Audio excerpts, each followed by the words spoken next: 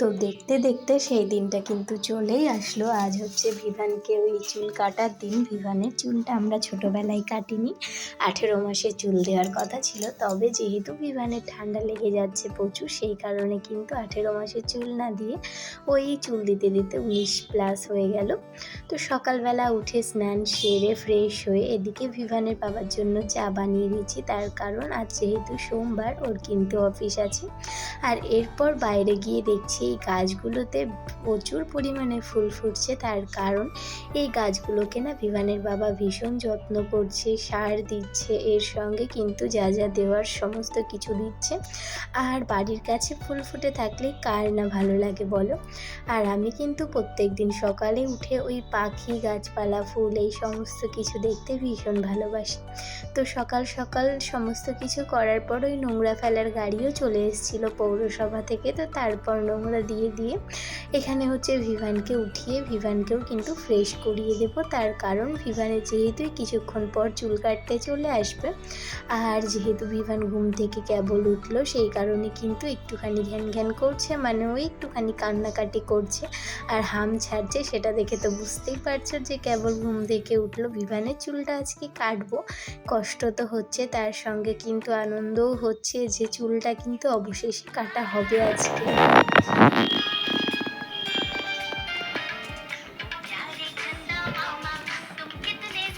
ভিভান এখানে বসে বসে বিস্কুট খাচ্ছে, ততক্ষণে কিন্তু যে চুল কাটবে নাপিত সেও কিন্তু চলে এসেছিলো। আর ইনি কিন্তু আমাদের পরিচিত একজন, আর সে সঙ্গে করে কলা পাতাটা এনেছিল। ভিভান যেহেতু ভীষণ মিশুকে একজন মানুষ, সেই কারণে কিন্তু ও সবার সঙ্গে মিশে যায়, আর ও কিন্তু এখানে গল্পও করছিল।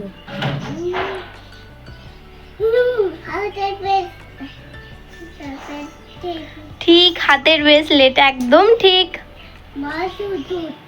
বা সুন্দর, কে পরেছে ব্রেসলেট? বলছে হাতের ব্রেসলেট, বা সুন্দর, খুব সুন্দর, বা নাইস নাইস। তুমি পড়ো, একটু চাঁদ মামাকে ডাকো।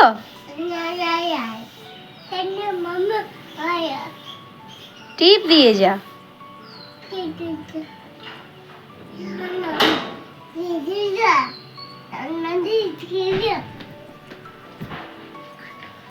এবার তো ভিভানকে নিয়ে যে কোনো একজন বসতে হবে। তো গৌতম বলল তুমি ভিভানকে নিয়ে বসো। তো আমি ভিভানকে নিয়ে বসেছি, আর সঙ্গে করে কিন্তু ফোন আর চকলেট নিয়ে বসেছিলাম। যেহেতু ও তো এর আগে চুল কাটেনি, ভেবেছিলাম আমরা কান্নাকাটি করবে, তবে আমাদের ভাবনাকেও ভুল প্রমাণিত করে দিয়ে একদম শান্ত ছেলে, চুপচাপ ছিল, একদম ভদ্র ভালো সভ্য বাচ্চার মতো কিন্তু চুপচাপ চুল কেটে নিয়েছে, কোনো রকম নড়েনি। আর বলতে হবে যে চুল কাটছিল তার হাতটাও কিন্তু ভীষণ ভালো। ভিভানের মাথায় কোনো রকম কোনো চোটও কিন্তু লাগেনি, যেহেতু ছোট বাচ্চার চুল ভীষণ সাবধানেই কিন্তু কাটছিল।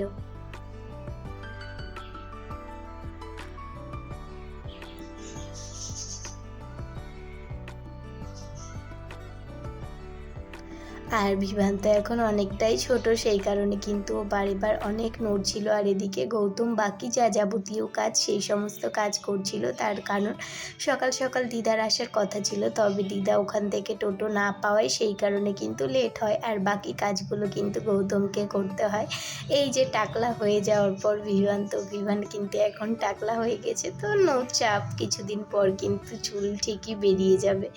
একটা চিন্তা ছিল যে চুলটা দেওয়া হয়নি, কবে দেওয়া হবে। তো আজ সেই চিন্তাটা থেকে কিন্তু আমরা মুক্ত হলাম।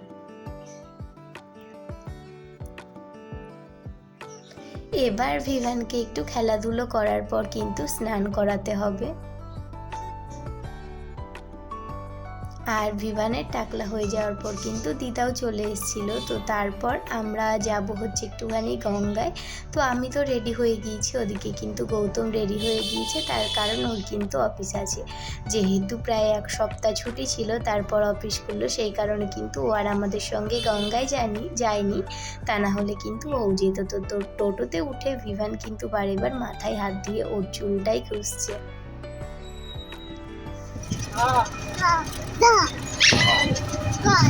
নম করো। আমাদের বাড়ি থেকে গঙ্গা ভীষণ কাছে, সেই কারণে কিন্তু খুব তাড়াতাড়ি টোটোতে চেপে আমরা গঙ্গায় চলে এসেছি। আর এই যে এখানকার পরিস্থিতি কিছুটা এরকম, নৌকো আসছে যাচ্ছে আর ওদিকে মানুষজন স্নান করছে, কয়েকজন বাচ্চা কাচ্চা। খুব বেশি ভিড় কিন্তু আজকে গঙ্গায় ছিল না এবং খুব একটা জলের স্রোতও কিন্তু ছিল না।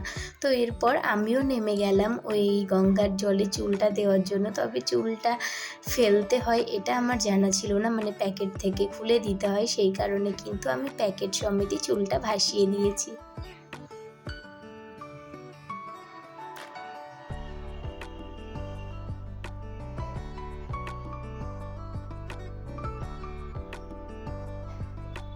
ওই যে চুলটা ভাসতে ভাসতে চলে যাচ্ছে। তো এরপর আমরা কিন্তু এখানে একটুখানি দাঁড়িয়ে কিছু ছবি ভিডিও তুলে নিয়ে তারপর বাড়ি যাওয়ার উদ্দেশ্যে রওনা দিয়েছি, তার কারণ বাড়ি এসে আবার রান্না বান্না করতে হবে।